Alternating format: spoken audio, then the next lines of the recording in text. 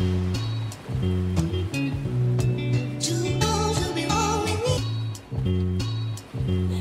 everyone and welcome back to another episode of You Go Girl. I'm very excited because today I'm joined by Alice, who is a designer for print and magazines. Would you like to say a little bit about what you do and introduce yourself? Yeah, so I design for a publishing house where they look after like 2 magazines, and I basically just do the art direction, photo editing, layouts, covers.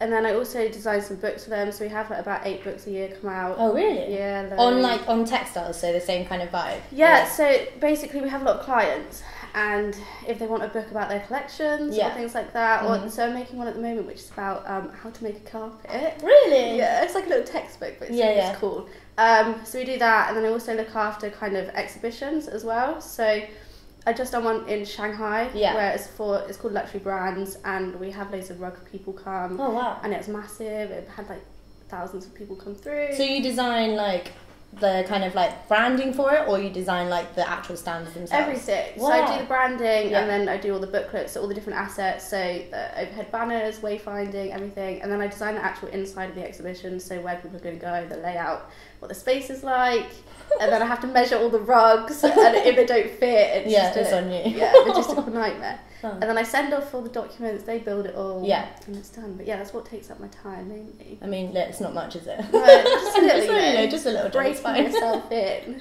And like, how did you get to the point that you're at now, like working for the company you're working at? So, graduated in August. Yeah. From Bournemouth, studied in Bournemouth.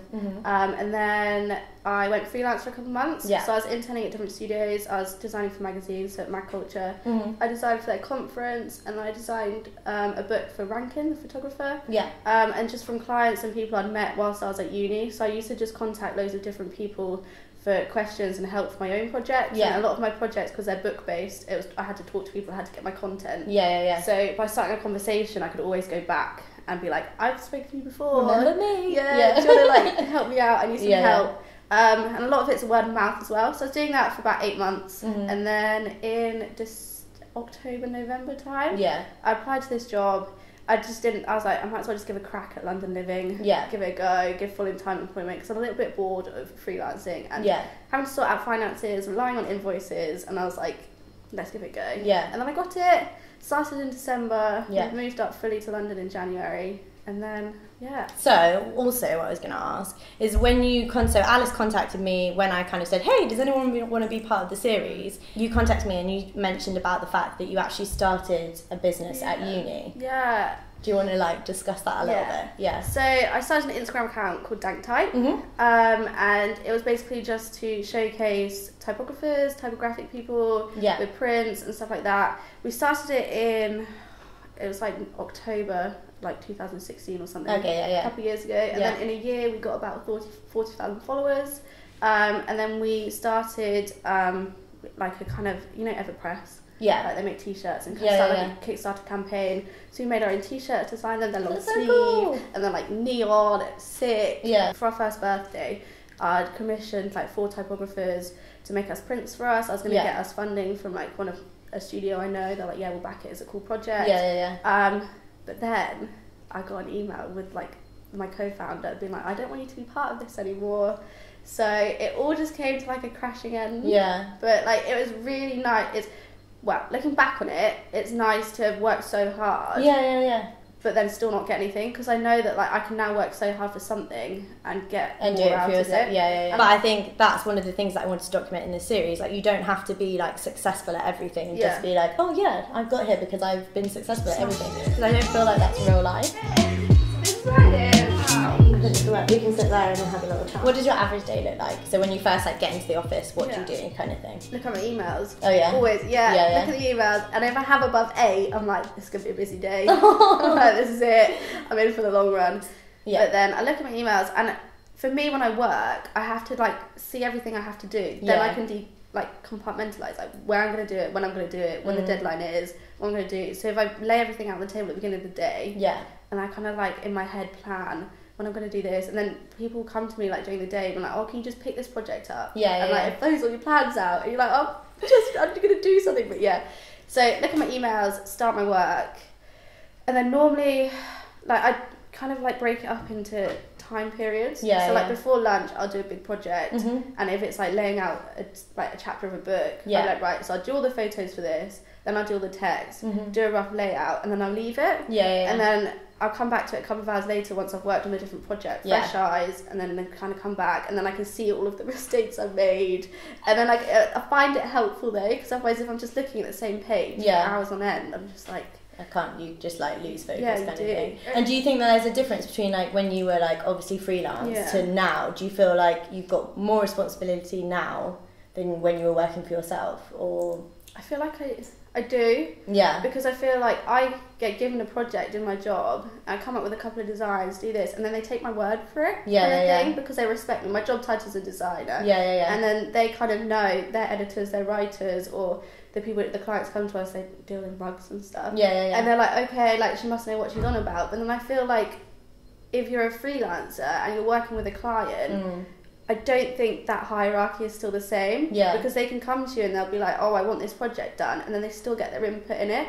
And it's kind of like the lines are a little bit blurred, I think. Because if I was doing a project and I sent it over, I'd be like, I really like this, and I think you should take this route. They're like, but I want this. And then it's only you to answer for yourself. Whereas like in a company, they can back you up. You've also got the backup of the company, and also like all their clients that they work with. Whereas obviously, I guess when you're freelance, you're just literally on your own, and then going, I think you should do this. And it's like you have to build a lot of trust as a freelancer, and you have to be like make such more like a better kind of, not friendship, but like working relationship. Because the more you give them, the more they'll give you, and it's kind of like it's more on like working together. I feel like as a freelancer, but with my clients now, like I just send them a little email. I'm like, this is what I made. And like the trust is already there because obviously it's under a name, it's under a brand. That's interesting. And also we were chatting earlier, and we were saying about how like obviously when you were at uni and stuff like that, that you part of your course they didn't teach you how to find work. So obviously when you come out of uni, you're like, oh, well, how do I? And we were saying that's something that maybe they should teach at uni. No, I fully agree. And it's like we get so many visits from studios and agencies coming in and be like, we're hiring interns or we're hiring jobs, and it's like, well, what if I want to do this by myself and I want to have a crack at it? Because I specialised in publishing magazines, and I personally didn't want to go into branding studios. I didn't want to do that. And I'd never got the help to be like, oh, this is like an avenue you could go down. This is something you could do. And there was another girl, or like a couple of girls in my course, which some like she wants to be an illustrator, or they're a couple of like artists, and they've done the design course, but they just didn't want to go into that. And it's like, how do you leave university where your decisions are made for you and like you're given a brief and that's fine, but then to go and make your own briefs and have to go and like get paid. Like I never knew that you could get someone like a management like to look after artists and designers. I never knew that, and they can find work for you. Which is interesting because I feel like also like the uni, obviously they've been doing obviously you did graphic design, right? So like they've been doing your course for a long time, so you would think that would be something that they would focus on. And it's like a couple of people in our course said to the course leaders, and like, can we have like at least one lecture on like invoices or something? Because even if we're going into studios, we still need to know like the process after we send our design off. Like we can't be kind of oblivious to what happens before and after our design. And they're like, we'll do it. It never happened, but like, it needs to, because I think it would help the situation in the long term, because if we know what we're getting ourselves in for, we won't be as naive, we won't be as kind of like, oh, this is so great. Like, we'll actually be aware of what happens and like the mistakes you can make, and it's just like people need to open their eyes or allow their eyes to be opened. Because I think also you were saying earlier about the fact that you did some work for someone and then at the end where it was the time that you got paid, they decided not to pay your invoice or decided they didn't need you anymore. Was that a big learning curve?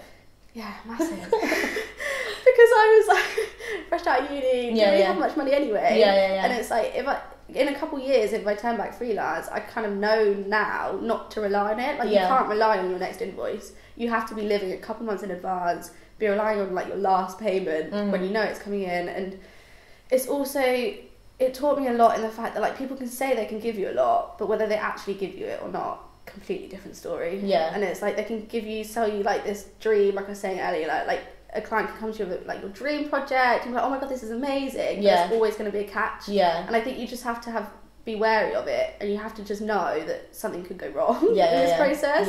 And like, it's not going to go as straightforward it is, but it might be on your part. Like, you might not design things they like, or it might be on their part.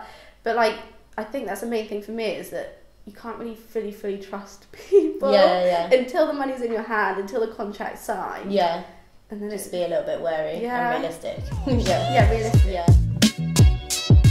What is the biggest lesson you've learned in your like career journey up until now? I think my biggest lesson is that it's all on me, and I have to take ownership of it. And like, it comes in two parts. Like, it's good that it's all on me, and I'm really proud of like the things I've done, things I've achieved. And I was really shy when I was younger, and like, I never used to order at restaurants, never used to do anything. And as a freelancer, you have to go out, you have to sell yourself, and you have to go to clients and be like, you need to buy into me, I'm good for this project. And looking back, like, I've come such a long way, and it's just learning how to approach people. And for my dissertation, I was saying earlier, like, I used to contact loads of people and editors just to ask questions, and it kind of like half wrote my dissertation for me, so it's fine. But then from that, I was just starting conversations, and that's the feedback they've given me, is that a lot of students or young people are too scared to just make that first contact. And they're too scared to just send an email, send a message. Like, I sent my magazines out to like loads of different people. I just posted them, being like, hi, I thought you might like them. Like, just give it a little read if you like it, message me if you don't. But it's like making the first step, and I think that's the biggest lesson I've learned, is like, it's not as scary as it seems. And like, they're normal people as much as we're normal people, and they need us as much as we need them. So obviously this series is all about kind of like women working in the creative industries, and I wanted to ask you whether you'd ever experienced any kind of like challenges or anything like that working in your industry, either like freelance or working at the company you work at. There's like a couple of things, is that people sometimes don't take my work seriously. Really? And they kind of see me as like, because I am young, and I was like freelancing by myself, and I feel like they don't take me seriously, and I feel like they could try and cheat me out of things, and kind of think that I'm naive and don't really know what's going on. And so when they're like, oh, I'm not going to pay your invoice, I think they knew that, like, oh, she's just a young girl, she won't really kick up a fuss, like, it's fine. When actually, no, I'm a working person in the industry. You wouldn't do that to a colleague. Why are you doing it to me? And that's only the main thing. I don't know whether it's because I'm a woman. I don't know whether it's because I'm young. I guess there's a fine line between, was it because they thought, oh, you were out of uni and you might have been naive to the whole game. Because I was chatting in the last episode with Olivia, because obviously there's this whole thing of like kind of competitiveness between women and stuff like that, but I've never found that personally. And obviously there's a thing out there that obviously that is the case, but it's interesting to see whether that then reflects into the creative industries, or whether that's a thing at all, if you know what I mean. I've never like, I don't find competitiveness. No. That's nice though. It's really nice. And it was really nice at university as well, because we'd all just work together, and we had such an open kind of discussion, and we're like, right, I'm stuck on this project, what do I do? Exactly, And like, that's another thing, like, if you just talk to people and just be like, right, this is my idea, like, what do you think about it? You can learn so much, and I feel like I've been quite lucky to be in that kind of like supportive. So I've never come across like, that's good though. It's really nice. I hope that every interview everyone's like, I've never experienced it, and I'll be like, yes, this is what that series is about. What's your next step, or like, where do you see yourself in your, like, the next step in your career journey? I think I'm gonna, it's probably a bad answer, I'm gonna take a seat back. Are you? Yeah, I'm gonna enjoy what I'm doing at the moment, because freelancing, then employment, like, it was all a bit busy, and I couldn't really sit down and kind of like, actually, I want to learn, and in my new job I just want to take everything in, like, get better at what I'm doing, and kind of like learn it properly. Because at uni I was taught branding and stuff like that, and thinking. It was so much about thinking, and I felt like I was never really that good at like then doing it, and actually technically like savvy. And I just want to learn like more on my programs, more on my things, learn about how to like approach clients, learn how the whole process works, like the production of a magazine, and kind of go on printing press and stuff like that, and then I can kind of just like see what I like. I do. I just want to be a sponge for the next meeting. I just want to like take a seat back, really get to grips with what I'm doing, get better at it, get good at it, and then I'll kind of go into maybe like a different part of it. Maybe I'll just really enjoy production, maybe I'll really enjoy something, and I just want to kind of learn the ropes and then just see where you go from there. Do you have any advice for anyone starting out? So like, say a bit like you were when you first like left uni, what advice would you give to someone? Don't put too much pressure on yourself. Yeah. And like, it's not going to happen at like the drop of a hat. Like, you've got to work for it for a couple of months before you start reaping the rewards. And if you kind of anticipate something to get your most amazing work in like the first month of graduating, like, it's not going to happen. And don't be hard on yourself, and don't compare yourself to maybe like your friends who are doing better and who are in jobs, who are getting monthly salaries. Like, maybe that's not how you're meant to do it. That's fine, but like, you're doing it your own way. And don't kind of like, because that was the main thing for me. I'd always be like, I'm not doing good, like, I'm not doing... I should be here. And like, I always used to compare myself to other people, but it was fine. I took it like longer, took 8 months freelancing. That's fine. Like, I had fun. I was still doing work which was relevant to what I wanted to do. And I think it was like probably a better bet for me in the long run, because then I did get into a job where it was really specialised in like what I wanted to do. And I didn't kind of rush it. And like, that's my mate. I think so. And also, if you don't ask, you don't get. So like, if you don't go talk to someone, they're not gonna come and. Why would they talk to you, kind of thing? Do you have like a mantra, or like, I guess maybe what you just said? I think it is. If you don't ask, you don't get. That's a good one to have. It's probably really bad, but you could turn it into like, if you just don't talk to people, and. I think if you don't put yourself out there, then. I think that's the main thing for me, because like, I contacted you and I was like, look, this is what I'm doing, kind of thing. And then it started like this, and then like, so it's always played good for me. I think that's a good one. So I got some questions. I put my little thing out there saying I was interviewing today, and someone asked me, obviously you're designing for print, but do you see, when you obviously left uni and stuff like that, does that have an effect on your industry or not really, kind of thing? If that makes sense. So one of my tutors at uni was like, you're never going to make it in the print industry because it's dying. Oh really? And they were a tutor for your course? Yes. It was in second year. Okay, wow. And it was, so second year was very like tech based with doing animations and stuff like that, and she was like, you know what, like, this is the way forward with industry's going, web development, everything like that. And I was like, but I like it. So can I do what I like? And then if I learn in 5 years it's not going anywhere, that's fine. At least you've done it, kind of thing. But I wrote my dissertation on this as well, about how like, digital, amazing, how digital media kind of affects it. And I think the main way it is affecting at the moment is money. People don't want to pay for advertisement in print because you could get thousands of readers online for half the price. And I think that's one of the main things, is as long as your publication can adapt to it and be like, have your hands in both pots, kind of thing, like be online, have an online presence and interact with them, but then still keep to your core of print. And I think that's kind of like the best, as long as you're able to adapt quickly. Thank you so much for talking to me today, and for emailing me in the first place.